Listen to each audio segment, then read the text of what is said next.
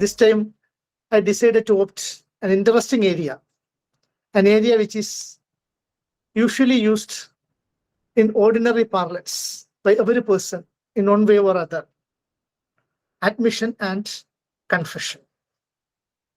We are always using these words, admission and confession, even during our childhood days, school days, college days, even without understanding its legal implication. We are repeatedly using the word. You admit that fact, you confess that fact. And here, under Evidence Act, the word admission and confession is entirely different. It is having wide ramifications and consequences. So in the first class, as I have already discussed before you, the significance of fact, fact in issue, and relevant fact.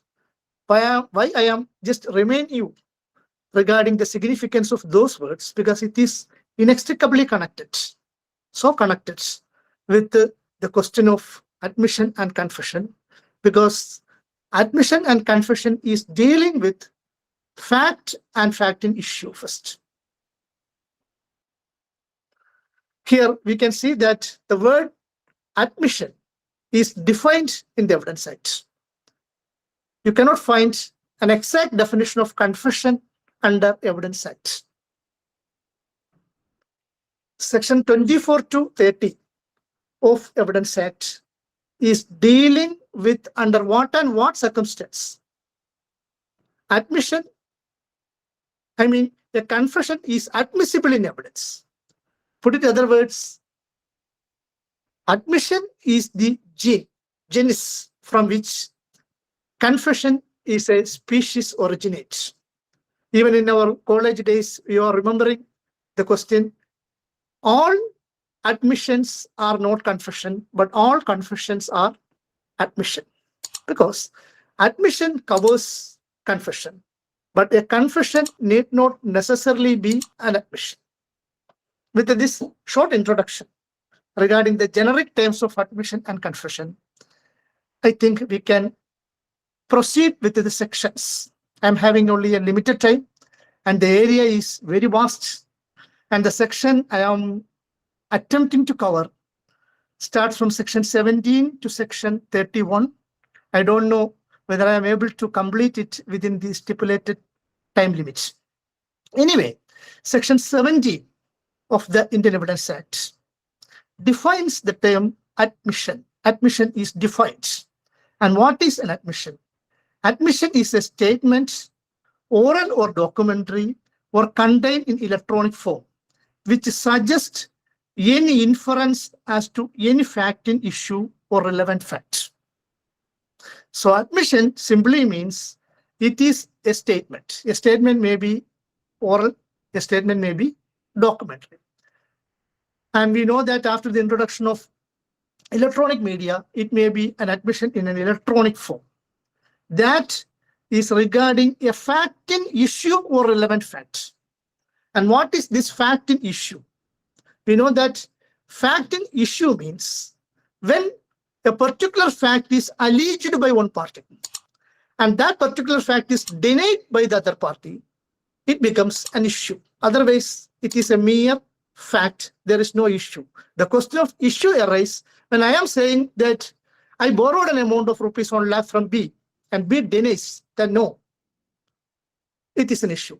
If B also admits that it is true that I borrowed an amount of rupees 1 lakh from him, but I am not able to pay the amount, I may be given a short time for paying the amount. It is not an issue because there is no conflict between the contentions of the plaintiff and defendant. So the question of admission arises only with respect to a fact in issue. When one case is advanced by one party and the other case and the other party, he may be a defendant, or in a criminal case, the accused versus prosecution denies that avowment, it becomes an issue. So the first point we must bear in mind is that an admission is connected only with a fact in issue or with a relevant fact. And we know what is relevant fact because we have discussed the section 5, a fact. so connected with the fact in issue so as to form part of the same transaction amounts to fact in issue. So it is having a proximate close relationship with the fact in issue. So the question is whether A murdered B or B. The fact that B is running with the bloodstained knife immediately after the incident is a relevant fact. In both those aspects, an admission is there. So an admission in the broad sense include an admission in civil proceedings as well as in admission in criminal proceedings. Then we are considering section 18. So what section 17, why I am highlighting section 17? Because section 17 is based on two limbs. An admission is possible only with respect to a fact in issue or with respect to a relevant fact. A relevant fact comes under section 5 to section 16. Different dimensions. So connected with the fact in issue. It is not necessary that it must be in a criminal proceedings. It may be in a civil case. And the word used here is very important. Admission may be in civil or in criminal. Now I am coming to section 18. Hope you are having an idea regarding section 17. Okay. There is no response anyway. I am going to define. Yes, sir. You can carry on. Okay.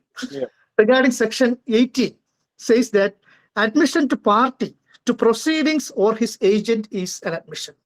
So admission by party or agent in a proceedings comes within the definition of admission. Here, the word used is party to proceedings or his agent. So we know who is a party to a proceedings. A party to a proceedings in a civil case is the plaintiff and defendant. In a criminal case, the party to the proceedings is prosecution and accused. In other matters akin to that or connected with civil matters, for example, like family court matters, parties to the suit are petitioner and counter petitioner. In all those aspects, whether it is a civil litigation or a criminal litigation, an admission made by the original party is an admission. So if the plaintiff admits something against his own case, or if the defendant admits something against his own case in a civil case, that means if the plaintiff makes an admission either orally or by document against the plaintiff, or the document produced by him, with respect to a fact in issue, it is an admission. Okay. If the defendant made some statements against his pleadings in the written statements, or against some document he produced to substantiate his case, with respect to a fact in issue or a relevant fact, that also comes within the ambit of admission. In a criminal case, if the prosecution may produce some documents against the admitted charge sheet, or if the accused produce some documents against his own case, quite inadvertently or quite mistakenly, even then it amounts to admission. Again, it is not necessary that he must be a party to the proceedings. An agent also comes within the definition of admission. And who is an agent? An agent means a person duly authorized to do an act for and on behalf of me. By virtue of Power of Attorney Act, in all civil proceedings, I can execute a power of attorney, and the person to whom the power of attorney is executed steps into my shoe and acting for and on behalf of me. So if my power of attorney holder makes an admission against my own case, that also comes within the definition of section 18. So section 18 says an admission may be made either by the plaintiff or by the defendant. Simply speaking, I'm not strictly confining to the section, because if we are going by word, the literal exact meaning of the section, I think you will be confused. The objective of section 18 says that an admission can be made either by the plaintiff or by the defendant, either by the power of attorney holder of the plaintiff or by the power of attorney holder of the defendant. An admission can be made by the prosecution or by the accused. This is section 18. Okay. Section 18 further explained that by suitors in representative character. By suitors in representative character itself specifically says that it is a suit. It is not with respect to criminal matters. And what is this representative suit? Representative suit is defined under Order 1, Rule 8 of the Code of Civil Procedure. Representative suit means, suppose I am representing the general interest of the public. It is not a public interest litigation, but a determinate number of persons are having a specific right. And I am filing a suit for and on behalf of them. For example, there is a pathway used by 10 families. And one person, the defendant wants to block the pathway. I am filing the suit in a representative character, in the sense that this is a pathway used for my ingress and egress, as well as the ingress and egress of 10 family members. This is a representative suit. If in a representative suit, a representative is making an admission, put it otherwise, a person who is similarly interested with my rights makes an admission, that also can be considered as an admission unless it is made with a collusive intention. So I am filing a suit for a declaration that myself and 100 persons are entitled to use a particular pathway. And this pathway is in existence for the last 10 years. Suppose a similarly placed person in his representative capacity comes before the court and says that no, the pathway is having only an antiquity of 2 years. That is an admission against my own pleadings. Okay. Okay, sir? Okay, sir. Okay. Right. Yes, sir. Now coming to party interested in subject matter.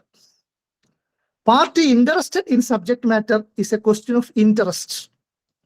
Who is interested with the subject matter of the suit need not be the actual owner of the property.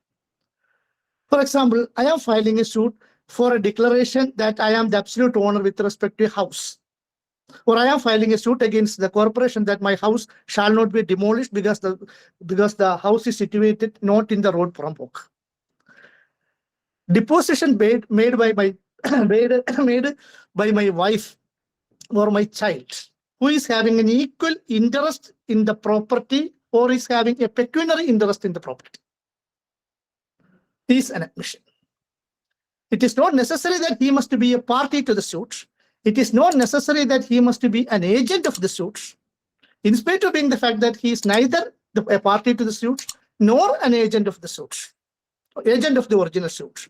He is a person representing the general interest of myself, and he is having an equal propriety interest in the property.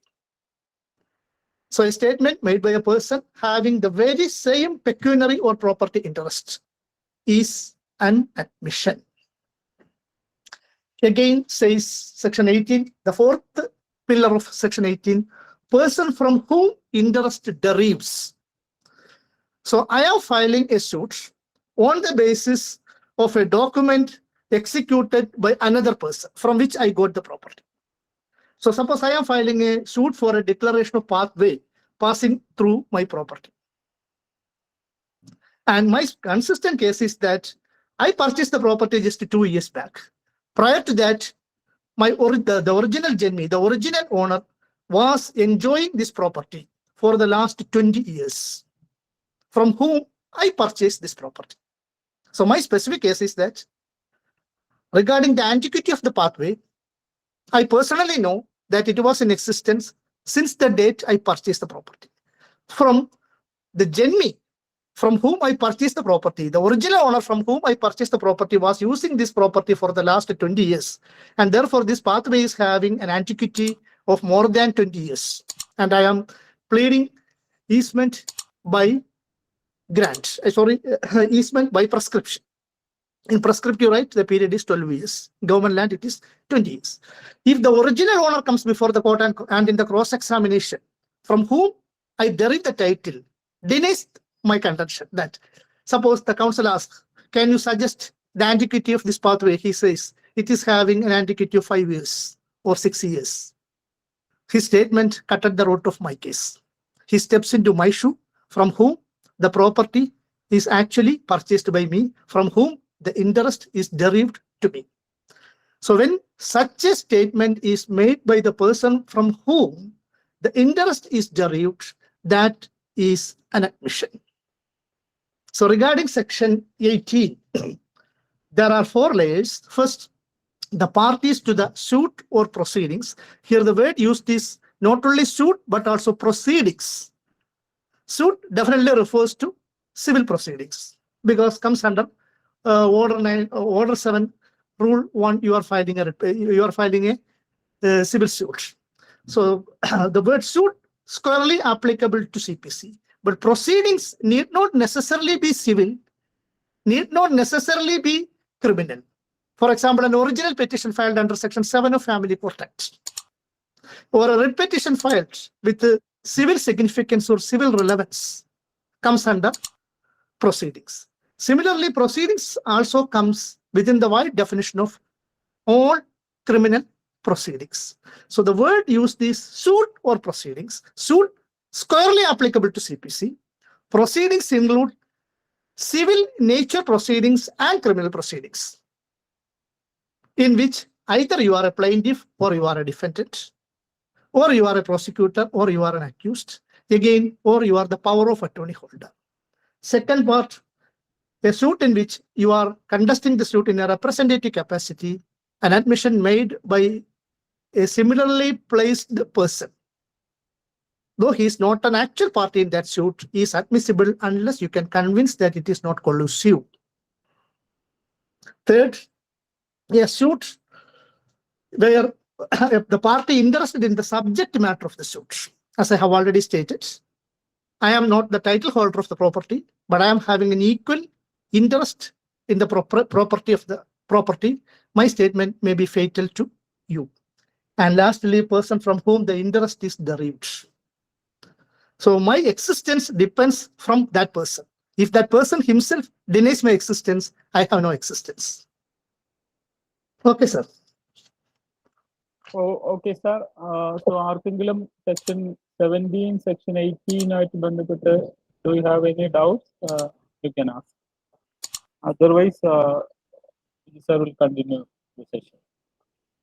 I think that I'm having a limited time to deal from admission to confession. അത് കുഴപ്പമില്ല sir, നമുക്ക് ഈ ക്ലാസിന്റെ continuation അടുത്ത ക്ലാസ്സിൽ എടുക്കാം. Okay. So section 17 and section 18. Now I think section 19 is also interesting in the sense it is the continuation of civil proceedings. Section 19, admission by person whose position must be proved as against party to suit. So the purpose of section 19 is to prove that the status of that person must be proved, for the self-existence of my case. So this is a factual relationship of two persons. I am a person filing a suit against another person, but the role of a third party is inevitable. For example, I am filing a suit against another person that he default payment to me. And I authorized another person to collect rent from that person. So I am the owner of the property. I entrust my agent to collect rent for and on behalf of me to another person. So A, B, and C.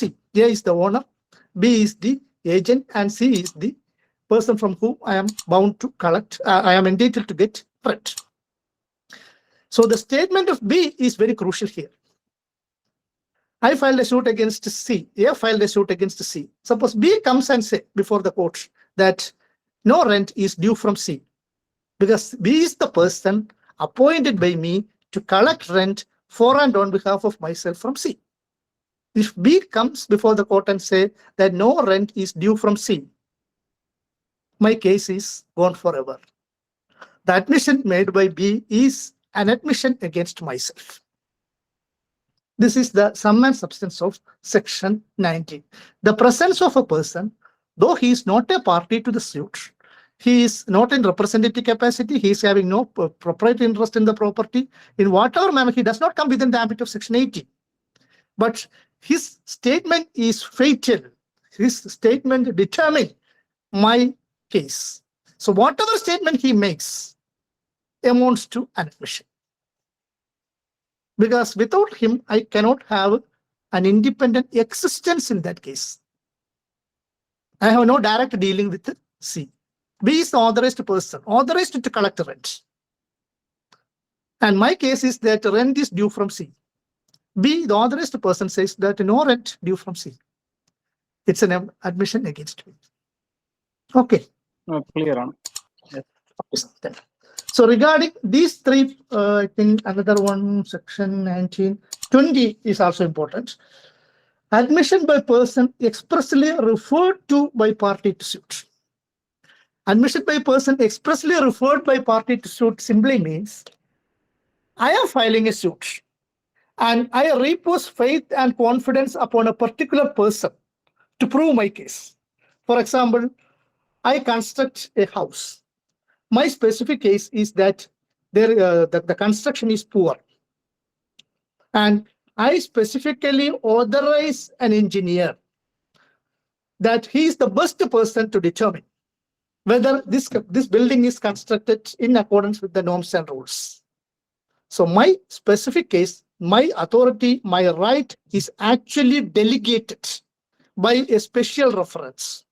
There's a difference between power of attorney and reference. I refer a person and I am saying that he is the best person who knows the things better than me, because I am not having that much of knowledge in that. He may be a doctor, he may be an engineer, he may be a technical expert, but I myself admit in the pleadings that this particular person statement is binding on me, or I specifically refer a person regarding the quality of it. Suppose that person comes before the court and says that my case is wrong. It is an admission against me. So the person expressly referred is making a statement against my own case. My case is that this building is of poor quality. I specifically refer a particular person, an engineer, to that I am having full faith and confidence in that person. And that person comes before the court and says that I have examined the building. In my opinion, the building is constructed with quality. My case is lost. Okay. Yes. Okay. But these are the different layers of admission. Why I have stated that much of time in concentrating admission in the sense, section 17, 18, 19, and 20. These four sections basically and fundamentally mixed up together in such a way that admission is both civil and criminal. But in drafting the section, it is more civil structured in the sense, criminal aspect is of course considered, but fundamentally section 17 to 20 is dealing with the civil type of admission. I'm not saying that it is not criminal. Criminal type of admission we know is confession, but section 17 to 20 specifically focusing admission in the wider perspective, or admission as a genus, not as a species. The species is confession. Thank you. The different news reported in Hindu, which I consider it has a constitutional importance. And the second issue reported by this Hindu, which is I think is a constitutional